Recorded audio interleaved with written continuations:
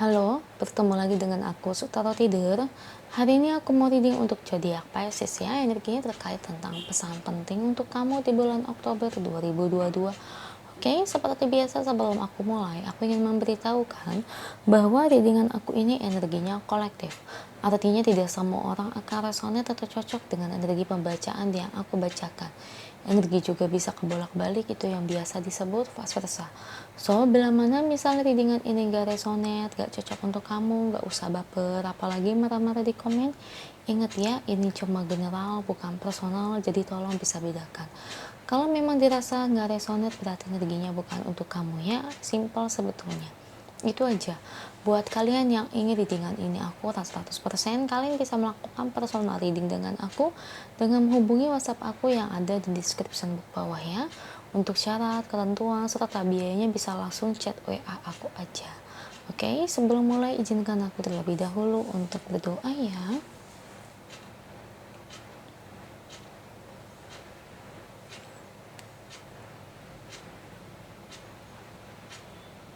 Oke, Pisces, kalau bisa kamu ikuti readingan aku ini dari awal sampai akhir, terutama ketika aku shuffle kartu ini biar energi kamu bisa nitip di kartu saya agar rasanya resonate.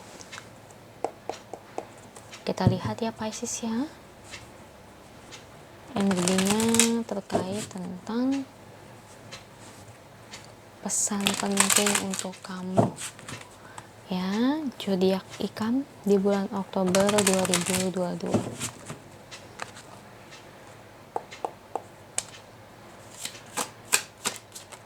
Jadi saya 10 kartu, saya ambil kartu yang jatuh atau kartu yang terbuka sebagai energi pembacaan. Ada Four of Pentacles, The Moon, Three of Cups. Oke, The Tower. Deed. Waduh, ini energinya negatif sekali ya. Nine of Swords, Page of Wands, The Hermit,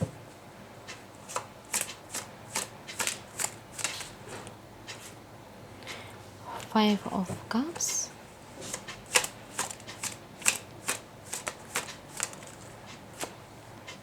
The World. Thank you untuk kartunya. Ini bottom of the decknya. Pisces, energinya terkait tentang pesan penting untuk kamu di bulan Oktober 2022. Ini kaitannya dengan pertemanan ya. Ini gila loh, luar biasa. Kamu ini seperti bertemu dengan iblis sepertinya ini ya. Jadi sebenarnya kamu ini berteman sama orang itu yang membawa dampak negatif, dampak buruk untuk kamu ya, pengkhianat, menusuk kamu di belakang. Ini sih bener-bener ya, kamu kalau udah disakitin memang kamu tuh orangnya langsung ngedown dan nangis terus ya. Disakitin lawan jenis aja begitu, apalagi disakitin temen. Kamu tuh orangnya gimana ya, gampang mengeluarkan air mata gitu ya.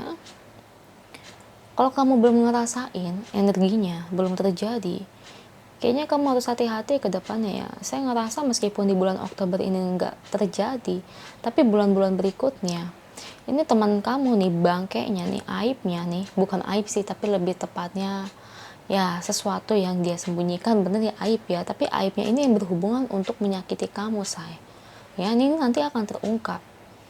Ini teman kamu jahat banget, sumpah, ini bener-bener gila ya.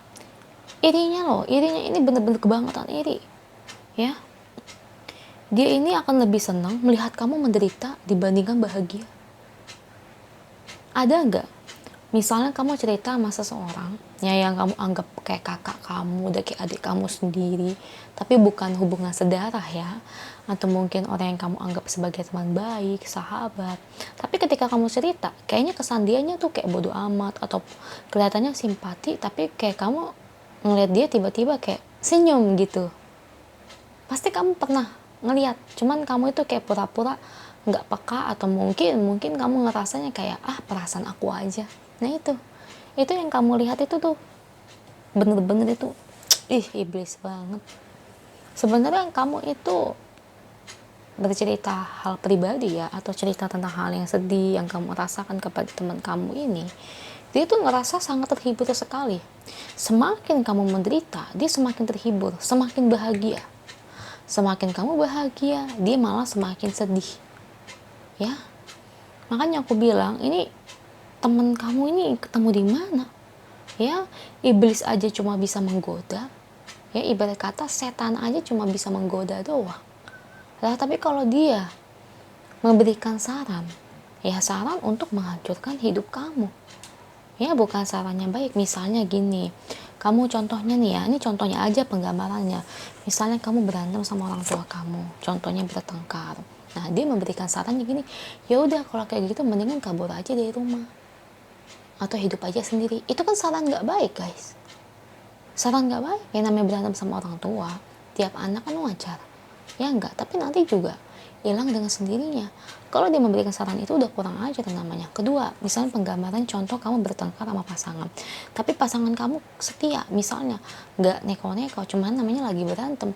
Misalnya kalau dia nyaranin putus, nah itu artinya dia pengen menghancurkan hidup kamu. Supaya apa? Supaya kamu nggak bahagia, supaya kamu kehilangan sosok yang setia.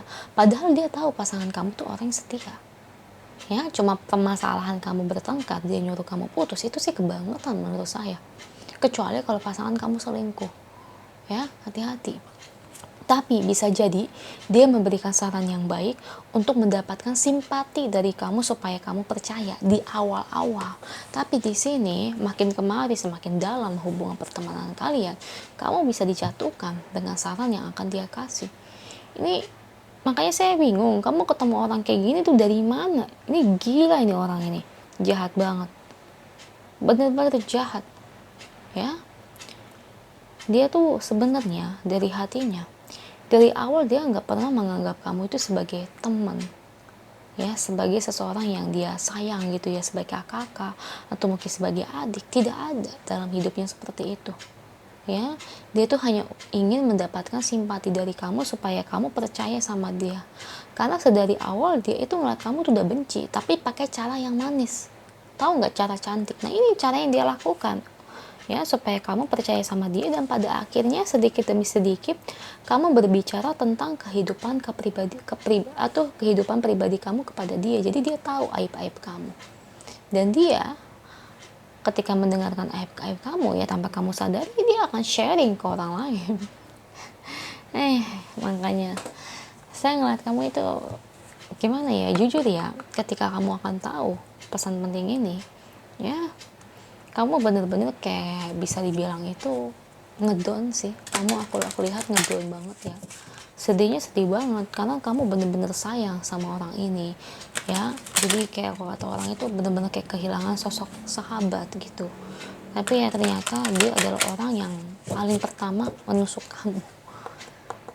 Begitulah manusia, guys. Kita lihat ya Pisces ya. Watch over nih, energinya ini buat kamu ya. Intinya dari energi ini kamu disuruh untuk lebih peka, dan dari bottom of the deck oracle-nya be strong, kuatkan diri kamu ya. Karena yang namanya kita hidup kan gak selalu mengalami hal manis aja. Kadang kita hidup juga kan harus mengalami hal pahit, patience, sabar ya. Kamu disuruh untuk sabar ya. Anggap aja nih ujian, anggap aja buat kedepannya agar kamu tidak mudah percaya sama orang lain, agar kamu bisa menjaga kehidupan privasi kamu kepada orang lain. Karena yang namanya manusia ya, kalau kita bicara privasi kita terhadap orang yang salah, privasi kita akan dibongkar, kecuali kamu berbicara dengan orang yang tepat ya, memang yang benar-benar menganggap kamu itu sebagai sahabat kamu ya. Daripada kamu berbicara tentang privasi kepada orang lain, mendingan sama orang tua sendiri ya. Itu aja sih energinya untuk kamu Pisces. Semoga energinya resonate, semangat buat kalian, amin.